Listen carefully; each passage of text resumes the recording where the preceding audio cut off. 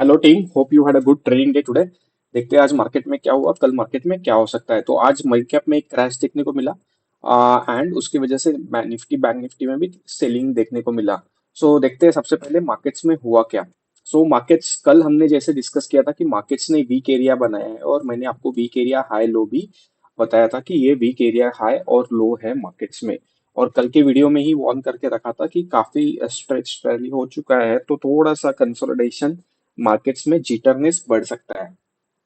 तो exactly market आज फिर से गैप अप ओपन हुआ, इफोरियम में मार्केट्स ओपन हुआ and then markets came down and to test the the area which is a weak area that we discuss. So अगर हमने जैसे डिस्कशन किया था 19995 के आसपास, लो के आसपास वीक एरिया है, तो थोड़ा सा उसके थोड़ा सा 20-25 पॉइंट नीचे जाने के बाद मार्केट उसी एरिया के आसपास संभल गया and market stayed for that in that area for a whole day. So एक इनिशियल शार्प सेलिंग के बाद काफी साइडवेज मोमेंटम था। Now if you see the order flow, अगर आपको दिख रहा रहेगा ऑर्डर फ्लो में, तो वॉल्यूम्स ज्यादा नहीं थे। 819 contracts, then 4000 contracts and in the end around 5000 contracts. So even after such a selling, जो कॉन्ट्रैक्ट सेल है वो बहुत कम है, 5000 कॉन्ट्रैक्ट्स के आसपास। तो आप अंदाजा लगा सकते हो कि ये सेलिंग कैसे हुआ, क्यों हुआ। एंड जो ये सेलिंग था मोस्टली फियरफुल सेलिंग था, जो फर्स्ट हाफ एन आवर में, फर्स्ट 1 आवर में हो गया था। And I think main reason was a mid cap fall anyways, but market भी काफी स्ट्रेस थे और कल मार्केट ने वीक एरिया बनाया था, तो एक वीक एरिया रिटेस्ट करना पॉसिबल था। So now what going forward, what else? So now the support for the Nifty is 19962, जो कल हमने डिस्कशन किया था उसी के आसपास से मार्केट आज भी बाउंस हुआ है। तो 19962 से लेके 19934 एक अच्छा सपोर्ट जोन है निफ्टी का। एंड उसके बाद देन निफ्टी को सपोर्ट है डायरेक्टली विच इज अराउंड 19840 से लेके 19850 ऊपर की तरफ। नाउ निफ्टी को ये एरिया थोड़ा सा क्रॉस करना डिफिकल्ट रहेगा। ये एरिया क्रॉस करने के बाद फिर से ऑल टाइम हाई के आसपास निफ्टी जा सकता है, but Nifty has to sustain about 2100 for going to the upper side. So I think this is the area where Nifty will have a good amount of resistances.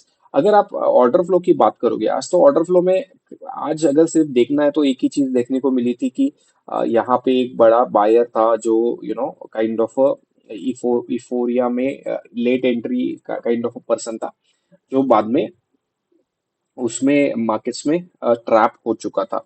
ये जो buying था वो, उसके बाद अगर आप देखोगे तो ओवरऑल मार्केट्स काफी साइडवेज थे, कोई बड़ा नंबर देखने को नहीं मिला। मार्केट्स एकदम साइडवेज की तरह ट्रेड करके at the end of the day एक साइडवेज की तरह ही क्लोज हुए हैं।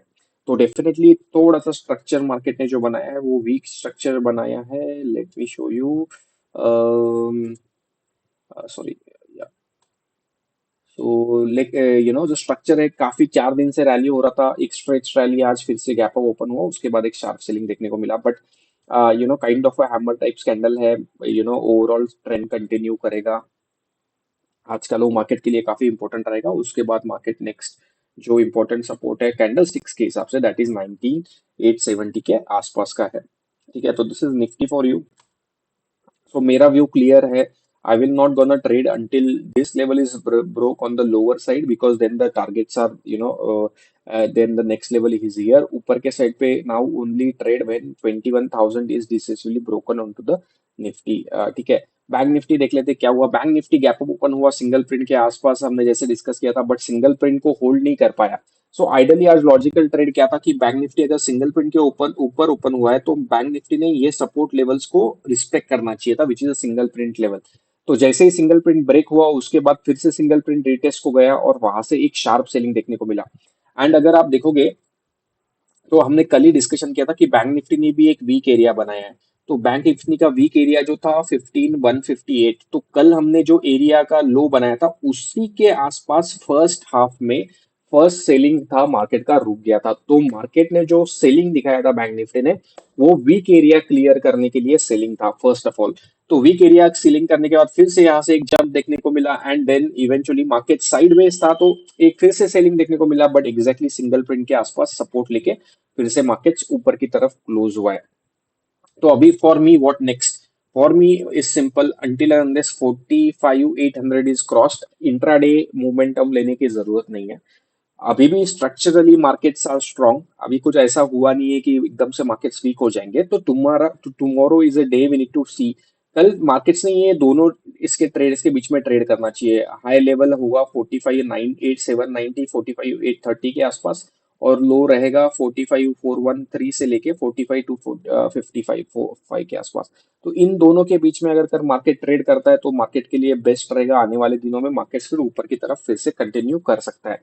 सो कल का ट्रेड मेरे लिए काफी इंपॉर्टेंट है। अगर कल ये लेवल ब्रेक होता है तो नीचे की तरफ ये जो सिंगल प्रिंट है 44,974 से लेके 44,873 एक रेजिस्टेंस की तरह काम कर सकता है। और ऊपर की तरफ ये जो हमने रेजिस्टेंस ऑलरेडी कंसिडर किए है 45,950 960 से लेके 46,046, and then we have a single print resistance. तो जब तक 46,127 ब्रेक नहीं करता ऑल टाइम हाई आने के चांसेस कम है। तो will wait and watch for this 120। तो कल अगर गैप अप ओपन होता है तो आइडली क्या होना चाहिए, सेलिंग आना चाहिए, इसके बाद ये एरिया पे सपोर्ट लेना चाहिए, and then it should go up.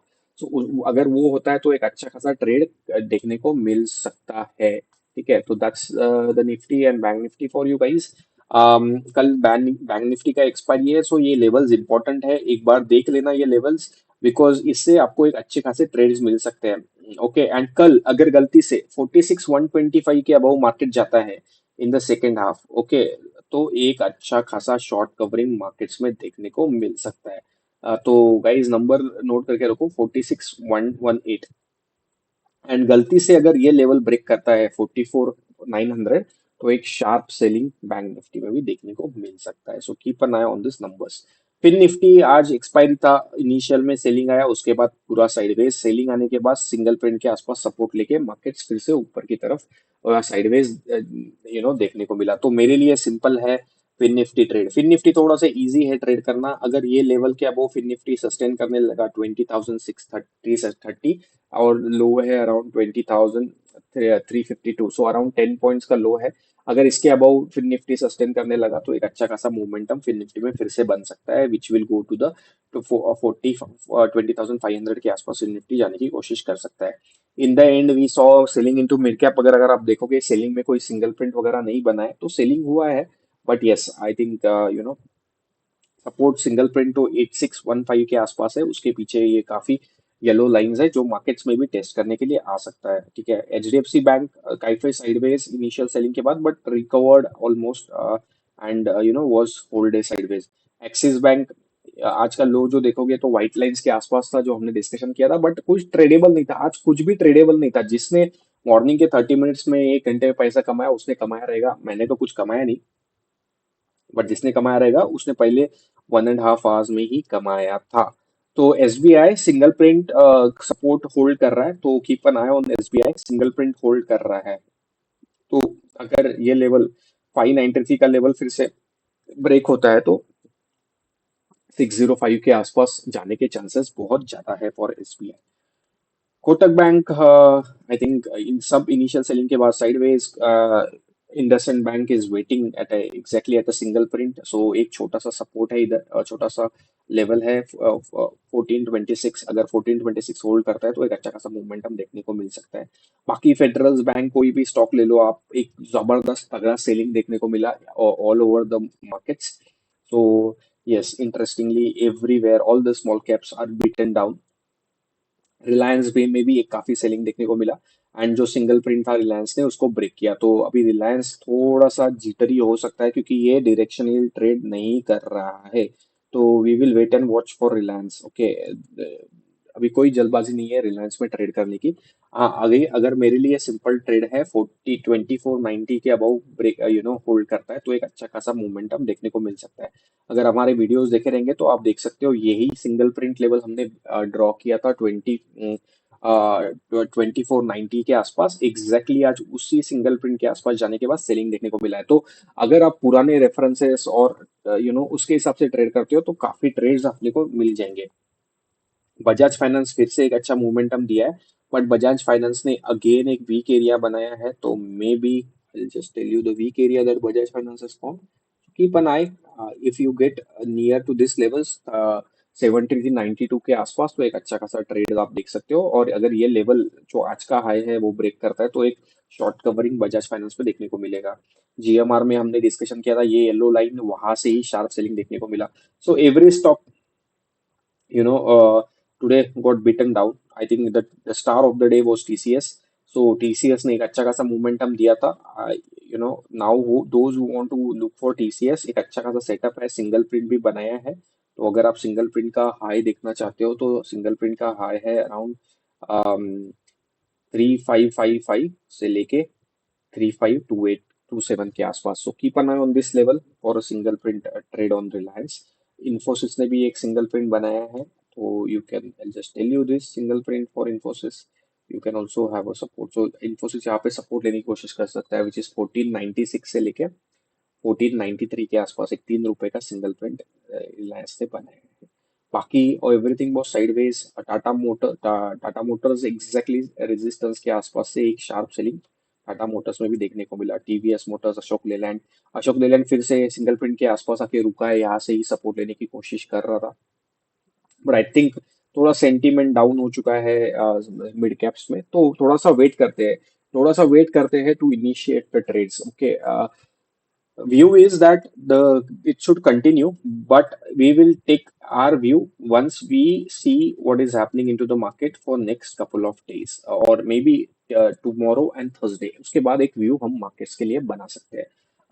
For now, this is the level 260 270 for Tata Power. If it crosses, we can see a good momentum. DLF में भी स्ट्रॉन्ग सेलिंग देखने को मिला, सिंगल प्रिंट के आसपास वेट कर रहा है. आईटीसी एक मोमेंटम दे रहा है, and HUL तो it is not tradable. So guys, I think we'll close for now. There are many stocks, but yeah,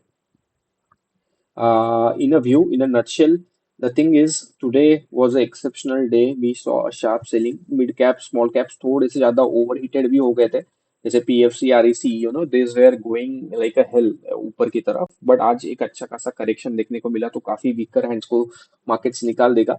सो आज आज करेक्शन आया है, बट ये करेक्शन को फॉलो थ्रू मिलना चाहिए. एंड इसी के लिए इंपॉर्टेंट है to watch the market for next 2-3 days. अगर मार्केट्स इसी करेक्शन को if the markets give the follow through, we need to see, because बहुत बार करेक्शन होता है बट फॉलो थ्रू नहीं मिलता. तो as we are in a bull market, so correction sharp and strong होता है, उसके बाद उसको फॉलो थ्रू नहीं मिलता. But that's what we need to see. So don't get into hurry. Wait एक दो दिन मार्केट्स नहीं ज्यादा ट्रेड करोगे तो कुछ नहीं होने वाला. एक अच्छा खासा मोमेंटम, उसके बाद आप मार्केट्स में पकड़ सकते हो.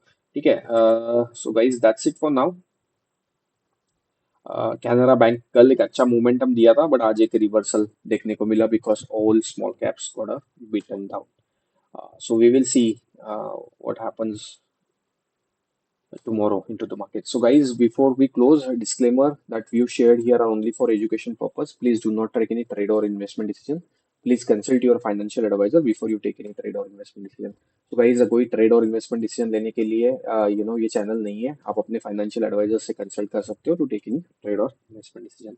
Thank you guys. Thanks for watching. As I always say, be passionate about the markets, learn about the markets. They will pay you dividends in the long run. Thanks. Bye bye.